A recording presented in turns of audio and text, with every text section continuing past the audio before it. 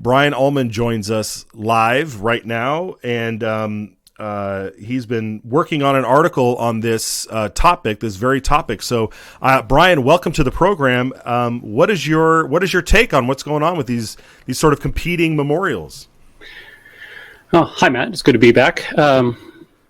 They've got these two memorials: Senate Joint Memorial 102 and House Memorial 8. They always put a 1 in front of the Senate side so you can tell the difference between the bill numbers. But they come from two completely different perspectives. And I think we saw that in yesterday's debate. You covered a lot of it already, that the Senate one, sponsored by Senator Guthrie, comes from the perspective that the purpose of the federal government, the purpose of immigration law, is to provide a steady stream of workers for Idaho's companies, especially in the agricultural industry. Whereas the House side, Representative Dale Hawkins's bill, or memorial, comes from the perspective that we have a rule of law, we have a border, and if we don't enforce it, we don't really have a country. So that's two very different perspectives coming at the same issue. And it really, it drives us toward a deeper discussion about the role of government. Is the purpose of our government when it comes to immigration law to make sure that businesses have cheap labor so that people can do these jobs that Americans won't do, allegedly? One of the senators during the debate actually brought that up. They said, I think it might have been the sponsor himself, that we need this supply of foreign labor to work in the farms and work in food service and work in the hospitality industry, as if those jobs, are they saying that Americans are too good to work in those industries and so we need foreign workers? I really don't like where that goes if you follow that to its logical conclusion. Yeah, Brian, you're absolutely right. It reminded me of the point that I tried to make this morning on X, where I said, so let me get this straight. We want to take, young, able-bodied people who've just graduated college, give them access to a stash of money so they can go train and work for an in-demand career, whereas before they may have had to go get a job, working in hospitality, working in the agricultural field or on a ranch somewhere, and make money while they focus on trying to train and study and do the thing that all of us at some point in our life had to do, which is work a non-career job, so that way you could build your own wealth and build your own money and then upscale yourself throughout your career and not have to do it on the taxpayer's dollar.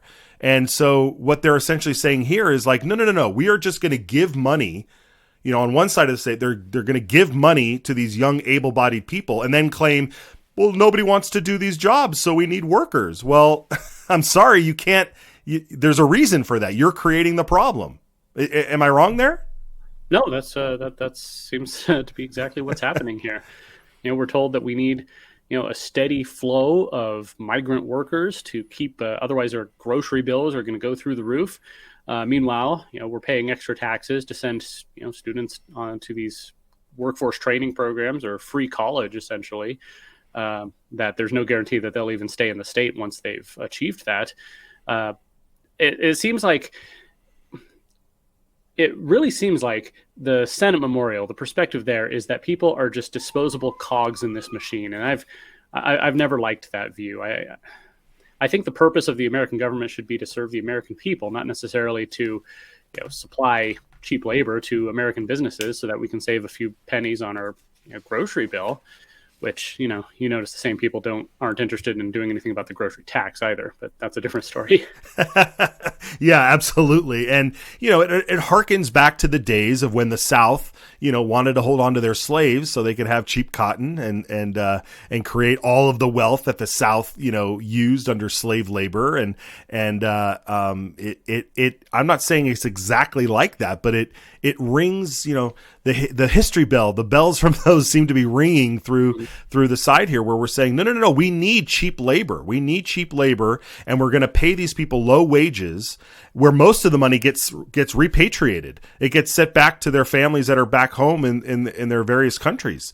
It's not even spent here in Idaho, all of it. It's not being reinvested in it. So there's a lot of big problems with the guest worker stuff and claiming that Americans don't want to do the work. Well, if you're you're putting them on welfare, if you're paying for everything, of course they're not going to need to do the work. So there's a huge, we've stumbled upon a huge problem here, and this Senate joint memorial is just sort of reinforcing that problem and not addressing the real issue. What do you think happens with the House joint memorial? It was presented in committee. It is going to be heading to the floor. Do you think both of these things can coexist? I believe the governor doesn't have a veto, that he doesn't have anything to do with any of these things. But is there a way to say that both of these memorials can exist? And if they do, does that send a conflicting message to our congressional delegation? I don't think so. I mean, first of all, you look at the state of our Congress.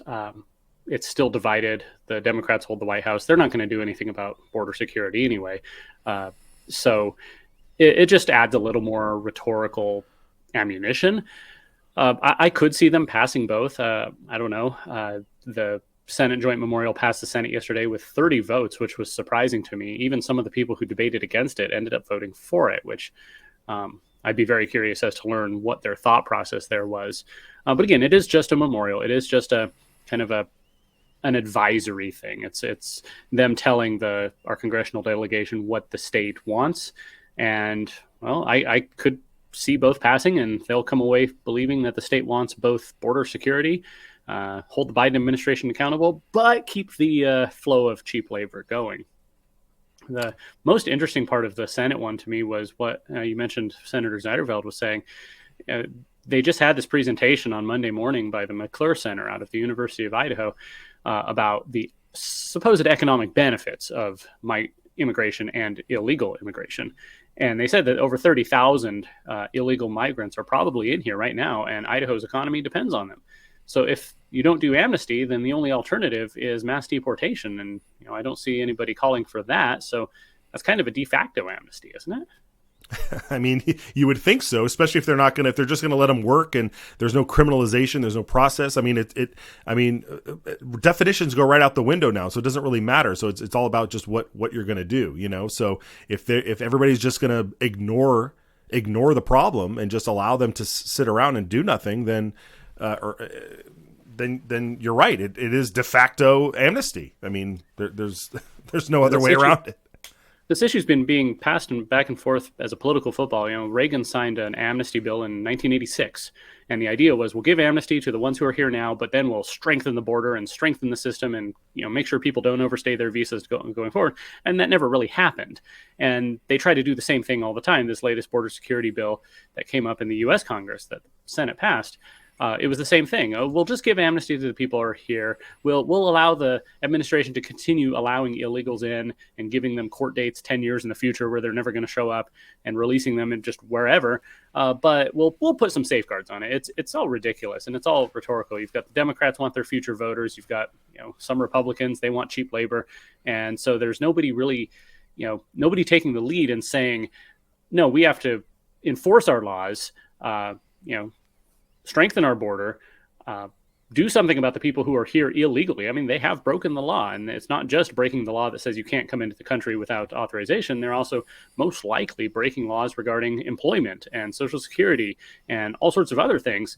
But we're told that we can't do anything about it because, the farms need their laborers. And that's really uncomfortable. It is.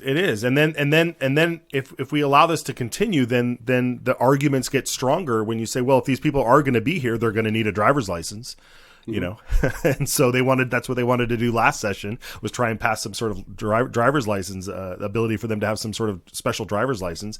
And then when they have that, then you see this, you see it happening in other states and other cities across the country where it's like, well, if you're a resident here, they live in their local community, they should have a say in who they vote for mayor.